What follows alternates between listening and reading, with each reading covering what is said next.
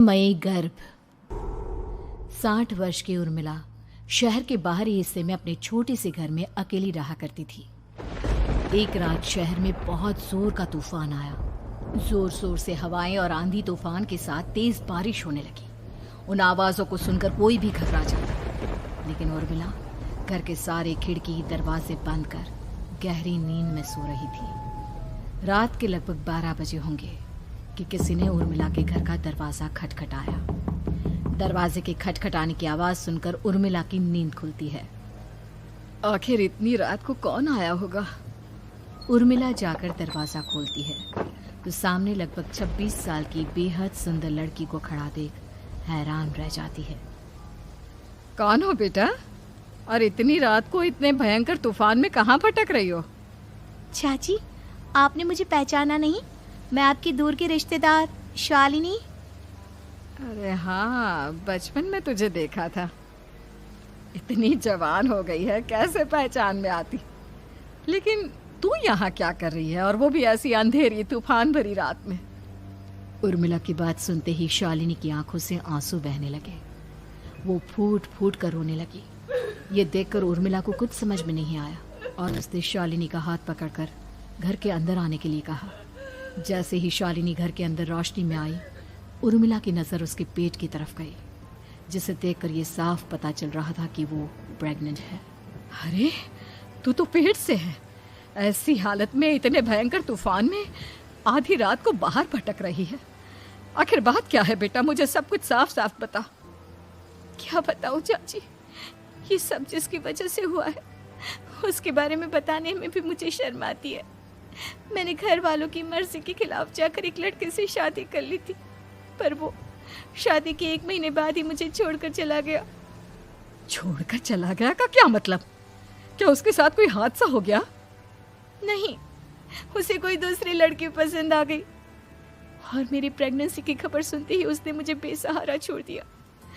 उसके बाद मैं अपने घर गई, लेकिन माँ पापा ने मुझे घर में कदम तक नहीं रखने दिया। तभी मुझे आपकी याद आई। कोई बात नहीं, कोई बात नहीं, तुमने यहाँ आकर अच्छा ही किया। एक काम करो, तुम आराम करो। वैसे भी ऐसी हालत में इतना घूमना फिरना और इस तरह आधी रात को बाहर भटकना ठीक नहीं होता। प्रेग्नेंट औरत को आधी रात को घर से बाहर नहीं निकलना चाहिए। बुरी आत्माएं उस पर अपना असर दिखा सकती है। और इतना कहकर उर्मिला ने शालिनी को एक दूसरे कमरे में जाकर आराम करने के लिए कहा। लेकिन जैसे ही शालिनी अपने कमरे में जाने लगी, अचानक से उर्मिला ने उसे रोक लिया। एक बात बताओ बेटा, तुम्हारा कौन सा महीना चल रहा है? पेट देखकर तो लगता है कि लगभग 6 महीने पूरे हो गए होंगे।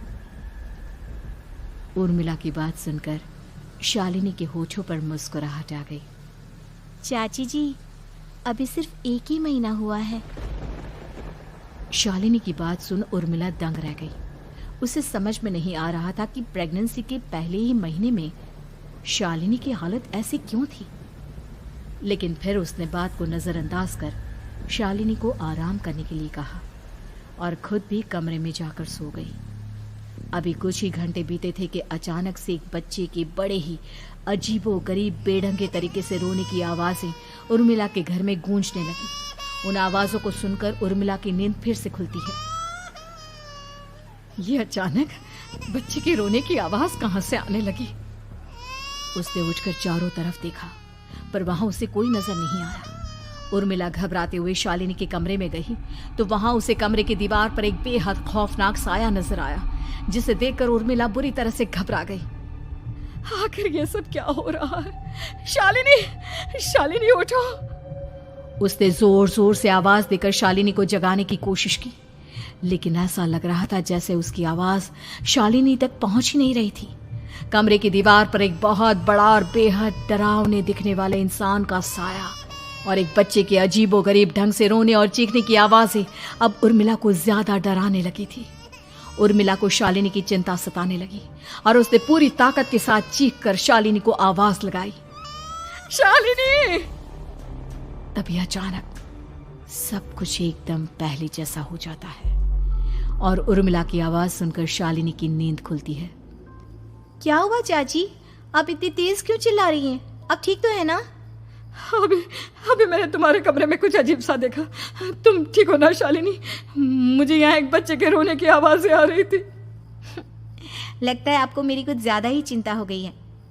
आपने मेरी प्रेगनेंसी के बारे में कुछ ज़्यादा ही सोच लिया होगा। मैं एकदम ठीक हूँ, आप आराम से सो जाइए। इतना कहकर शालिनी ने उर्मिला को फिर से अपने कमरे में जाने के लिए कहा और खुद भी जाकर सो गई। पर अब उर्मिला की आंखों से नींद गायब हो चुकी थी। अगली सुबह जब शालिनी उठी तो वो सीधा उर्मिला के पास आई। गुड मॉर्निंग चाची। तभी अचानक उर्मिला की नज़र शालिनी के पेट पर पड़ती है, जिस पर नीले रंग से एक अजीब सी आकृति नजर आ रही थी। शालिनी, ये तुम्हारे पेट को क्या हुआ? मैंने इतनी औरतों को देखा है, ऐसा तो किसी के साथ नहीं होता। शालिनी ने जैसे ही अपने पेट की तरफ देखा तो उसे वहां कुछ भी नजर नहीं आया। चाची कुछ भी तो नहीं है, सब कुछ एकदम नॉर्मल है। आपको क्या अजीब लग रहा है? इससे पहले कि उर्मिला उसके सवाल का कोई जवाब देती, अचानक से शालिनी के पेट में जोर जोर से दर्द होने लगा। वो बुरी तरह दर्द से तड़पने लगी। चाची, चाची। ये सब देखकर उर्मिला बहुत घबरा गई। उसने धीरे धीरे शालिनी के पेट को सहलाना शुरू किया, लेकिन शालिनी का दर्द कम नहीं हुआ। उर्मिला जाकर रसोई से पानी का गिलास लेकर आई और शालिनी को पानी पिलाने की कोशिश करने लगी। ले बेटा, पानी पी ले, तुझे आराम मिलेगा। ले ले। नहीं चाची, मुझे बहुत तेज दर्द हो रहा है। अरे थोड़ा पी ले बेटा। जैसे ही उर्मिला ने शालिनी को पानी पिलाया, उसने देखा कि गिलास में बचा पानी का रंग नीला पड़ गया और शालिनी की आंखें अजीब हो गई। उसके पेट पर बच्चे का एक डरावना चेहरा नजर आने लगा। ये सब देखकर उर्मिला की डर से हालत खराब होने लगी, पर तभी शालिनी का दर्द ठीक हो गया। बेटी, अभी तुम्हारा दर्द ठीक है तो ऐसा करो, तुम थोड़ी देर आराम कर लो। शालिनी को आराम करने के लिए कहकर उर्मिला तेज कदमों से चलकर घर से बाहर निकल जाती है और पास ही रहने वाली एक औरत कालिंदी के पास पहुंचती है। अरे उर्मिला बहन, बड़े दिनों बाद दिखाई दी, क्या हुआ? बहुत घबराई हुई सी लग रही हो, सब ठीक तो है ना? क्या बताओ कालिंदी बहन, मेरी एक दूर की रिश्तेदार आई हुई है। वो पेट से है और उसके साथ ना अजीब अजीब चीजें हो रही है। अब उर्मिला सारी बात कालिंदी को बताती है, जिसे सुनने के बाद काले जादू और तंत्र विद्या की माहिर कालिंदी एक ताबीज बनाकर उसे देती है। बहन, मुझे शालिनी पर किसी बुरी आत्मा का साया लगता है। ये ताबीज ले जाओ, आज रात को 12 बजे उसे पहना देना, फिर सब ठीक हो जाएगा। उर्मिला ताबीज लेकर घर वापस आती है और अब आधी रात के होने का इंतजार करने लगती है। जैसे ही आधी रात होती है, वो नींद में सोई शालिनी को ताबीज पहना शांति से अपने कमरे में आकर अपने पलंग पर लेट जाती है। अब सब ठीक हो जाएगा, ये सोचकर उर्मिला शांति की एक सांस ही लेती है कि तभी अचानक उसकी आंखों के सामने कुछ ऐसा आता है जिसे देखकर उर्मिला डर से चीखने लगती है। तुम कौन हो? कौन हो तुम? जाओ यहाँ से, जाओ जाओ यहाँ से। तभी उर्मिला की एक जोरदार दर्द भरी डरावनी चीख वहां पर गूंज गई। उर्मिला की आंखों के सामने एक बच्चा खड़ा हुआ था, जिसका पूरा शरीर किसी बूढ़े की तरह नजर आता था, लेकिन मुंह किसी नवजात बच्चे की तरह था। उसकी आंखें गुस्से से लाल थी और वो घूर घूर कर उर्मिला की तरफ देखा जा रहा था। कौन हो तुम? कौन हो? उर्मिला के चीखते ही वो बच्चा जोर जोर से रोने लगा। घबराकर उर्मिला ने अपने हाथों को अपने कानों पर रख लिया। उसकी समझ में नहीं आ रहा है कि आखिर ये सब उसके साथ क्या हो रहा है। कौन हो तुम? कौन हो? क्या चाहते हो मुझसे? जाओ जाओ यहाँ से, आखिर तुम हो कौन? तभी अचानक से उर्मिला के पूरे घर में लाल रंग की रोशनी फैल गई। वो बच्चा धीरे धीरे कदमों से चलता हुआ उर्मिला की तरफ बढ़ने लगा। किसी नवजात पैदा हुए बच्चे के जैसे उसके रोने की आवाज अब उर्मिला के कानों में गूंज रही थी। लेकिन कुछ ही सेकंड में वो चुप हो गया और उसने बेहद खतरनाक आवाज में उर्मिला के सवाल का जवाब दिया। मैं वो हूँ जो अब तक पैदा नहीं हुआ, लेकिन जब मैं पैदा हो जाऊंगा तो वो होगा जो अब तक कभी नहीं हुआ। ये क्या कहना चाहते हो तुम? ऐसा क्या हुआ जो अब तक नहीं हुआ? तबाही होगी, तबाही। सब कुछ खत्म हो जाएगा और ये जो लड़की मुझे जन्म देने वाली है, मैं उसका खून पी जाऊंगा, सारा खून। उस बच्चे की बात सुनते ही उर्मिला बुरी तरह घबरा गई। उसका एक बुजुर्ग आदमी जैसा शरीर, एक नवजात बच्चे जैसा चेहरा, ये दोनों ही बातें उर्मिला की समझ से बाहर थी। तभी वो बच्चा अचानक गायब हो गया। घर का माहौल फिर से पहले जैसा हो गया। लाल रंग की रोशनी भी अब गायब हो चुकी थी। उर्मिला दौड़कर शालिनी के कमरे में पहुंची, जहां वो गहरी नींद में सोई हुई थी, पर उसके गले का ताबीज गायब हो चुका था। उठो उठो शालिनी, उठो बेटा, मुझे तुमसे जरूरी बात करनी है। अरे चाची क्या हुआ? इतनी रात को आप परेशान क्यों कर रही हैं? सब ठीक है ना? अभी जब तुम सो रही थी ना, तो मैंने तुम्हारे गले में एक ताबीज पहनाया था। कहाँ गया बेटा, बताओ मुझे। शालिनी ने चारों तरफ अपनी नजरें घुमाकर देखा, लेकिन वहां पर कोई ताबीज नहीं था। वह हैरानी से उर्मिला के चेहरे की तरफ देखने लगी। उसे समझ में नहीं आ रहा था कि आखिर उर्मिला किस ताबीज के बारे में बात कर रही थी। नहीं चाची, यहाँ कोई ताबीज नहीं है। लगता है आपने कोई बुरा सपना देखा है। मैंने कोई बुरा सपना नहीं देखा। खैर छोड़ो, तुम अब सो जाओ, कल सुबह बात करते हैं। डर और घबराहट की वजह से उर्मिला की आंखों से नींद तो जैसे बिल्कुल गायब हो गई थी। अगली सुबह उर्मिला बिना कोई देर किए गांव के बाहर एक छोटी सी झोपड़ी में रहने वाले बूढ़े पंडित के पास पहुंची। पंडित जी, मेरी मदद कीजिए। अरे आओ आओ उर्मिला, क्या हुआ? सब ठीक तो है ना? क्या बताओ पंडित जी, बहुत बड़ी मुसीबत है। मेरी दूर की एक रिश्तेदार लड़की पेट से है और उसके साथ बहुत डरावनी चीजें हो रही है। कल रात को तो एक अजीब सा दिखने वाला बच्चा मेरी आंखों के सामने आकर खड़ा हो गया था। ये तुम क्या कह रही हो? मुझे साफ साफ बताओ कि आखिर तुमने क्या देखा? उर्मिला ने अपने साथ हुई बीती रात की पूरी घटना पंडित जी को बताई, जिसे सुन पंडित जी के माथे पर चिंता की लकीरें उभर आई। अनर्थ होने वाला है, अनर्थ। बरसों पहले भी उस हैवान ने एक लड़की के पेट से जन्म लिया था और उसके बाद उस शहर को पूरी तरह से तबाह कर दिया। कैसी विपदा पंडित जी, कैसे बात कर रहे हैं आप? बताइए मुझे, और इसका उपाय क्या है? इसका उपाय तो है, लेकिन बहुत कठिन है। हो सकता है कि उस उपाय को करने के दौरान तुम्हारी जान भी चली जाए। मुझे मेरी जान की कोई परवाह नहीं, पर आप जिस तबाही के बारे में बात कर रहे हैं, बस वो नहीं होनी चाहिए। लाखों लोगों की जान बचाने के लिए मैं कुछ भी करूंगी। तो ठीक है, मेरी बात ध्यान से सुनो। बरसों पहले एक भयानक तांत्रिक ने अपनी तंत्र क्रिया के जरिए एक मासूम लड़की के साथ रिश्ता बनाकर उसके पेट से जन्म लिया था। इस तरह से वो अपने जैसे लोगों की संख्या इस दुनिया में बढ़ाना चाहता था। आपके कहने का मतलब है कि शालिनी के पेट से भी उस शैतान को जन्म लेना है, इसलिए उसने उसके साथ ये सब किया है। ठीक पहचाना तुमने। अब मैं तुम्हें एक ऐसा सिंदूर दूंगा जिसे तुम्हें ले जाकर उस लड़की के पेट पर लगाना होगा। क्या ऐसा करने से सब कुछ ठीक हो जाएगा? नहीं उर्मिला, ये सब इतना आसान नहीं। उस लड़की के पेट पर सिंदूर लगाने के बाद तुम्हें उसका पेट काटकर उस हैवान को बाहर निकालना होगा। नहीं पंडित जी, मैं ये सब नहीं कर सकती। मैं भला एक जिंदा लड़की के पेट को अपने हाथों से कैसे काट सकती हूँ?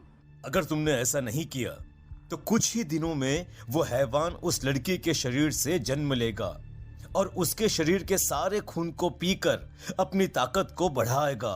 उसके बाद वो धीरे धीरे इस पूरे शहर को तबाह कर देगा। यहाँ पर कोई जिंदा नहीं बचेगा। लेकिन अगर मैं उसके पेट को काट दूंगी तो क्या वो जिंदा बच पाएगी? अगर शालिनी को कुछ हो गया तो, अगर उसकी मृत्यु हो गई तो? ऐसा कुछ नहीं होगा उर्मिला, तुम्हें अपने मन को पक्का करके ये काम करना ही होगा। सिंदूर लेने के बाद उर्मिला झोपड़ी से बाहर निकलने ही वाली थी कि तभी पंडित जी ने उसे पीछे से आवाज देकर रोका। उर्मिला, उस लड़की का पेट काटकर हैवान को बाहर निकालना ही काफी नहीं होगा। तुम्हें ध्यान रखना होगा कि ये सब करते हुए उस बच्चे का जो आधा बूढ़े का शरीर है उस पर सिंदूर की एक बूंद भी ना लगने पाए, क्योंकि अगर ऐसा हुआ तो वो तुम्हें और बाकी सबको कच्चा खा जाएगा। पंडित जी की बात सुन उर्मिला की आंखें फटी रह गई और उसके शरीर में डर की लहर दौड़ गई। फिर भी उसने हिम्मत की। ठीक है पंडित जी, मैं पूरी कोशिश करूंगी कि मैं उस हैवान को वहीं के वहीं खत्म कर पाऊं। इसके बाद उर्मिला तेज कदमों के साथ घर वापस आती है। दिन बीतता है, रात का अंधेरा छाने लगता है।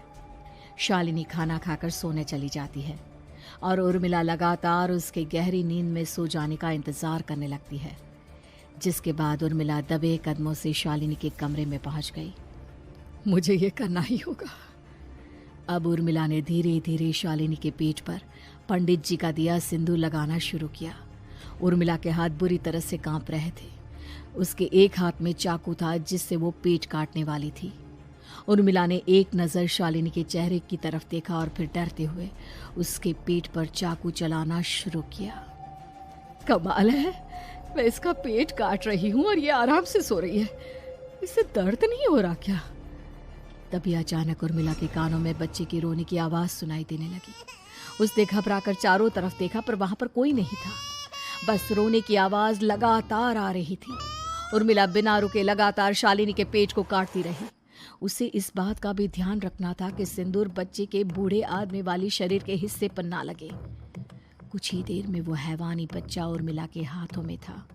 उसने बड़ी ही सावधानी से उस बच्चे को बाहर निकाला और पंडित जी के कहे अनुसार उसे घर से दूर जलाने के लिए ले गई। पर तभी उसके सामने वही बूढ़े शरीर और बच्चे के चेहरे वाला बच्चा आ गया। अपनी गोद में और सामने भी बच्चे को देखकर उर्मिला हैरान रह गई। मुझे मारोगी? मुझे इतनी हिम्मत कैसे आ गई तुम्हारी? तुम पैदा नहीं हुए हो और मुझे पता है जब तक तुम्हारा जन्म नहीं हो जाता तो मुझे कुछ नहीं कर सकते। इतना बोलते ही उर्मिला तुरंत उस बच्चे को घास के ढेर पर फेंककर उसमें आग लगा देती है, जिसके तुरंत बाद वो बूढ़े आदमी के शरीर और बच्चे के चेहरे वाला अजीब तांत्रिक का भूत भी वहां से गायब हो जाता है। कुछ देर बाद उर्मिला घर पहुंचती है तो वो ये देखकर हैरान रह जाती है कि शालिनी का पेट अपने आप जुड़ चुका था। शुक्र है भगवान का और उन पंडित जी का, अब सब ठीक हो जाएगा। सुबह शालिनी सोकर उठती है तो अपना पेट देख बुरी तरह घबरा जाती है। चाची, चाची ये सब क्या हो गया? मेरा पेट अचानक कम कैसे हो गया? मेरा बच्चा कहाँ गया चाची? बेटी, वो बच्चा नहीं, एक खतरनाक तांत्रिक था जो तुम्हारी कोख से जन्म लेकर सबको मार देना चाहता था। वो पैदा होते ही तुम्हारी जान भी ले लेता, इसलिए मैंने पंडित जी के बताए उपाय से उसका खात्मा कर दिया है। अब सब ठीक है। शालिनी को उर्मिला की बात समझ में नहीं आती, जिसके बाद शालिनी को पूरी बात उर्मिला आराम से समझाती है। अब वो दोनों ही भगवान का शुक्र अदा करती हैं और एक साथ रहने लगती हैं।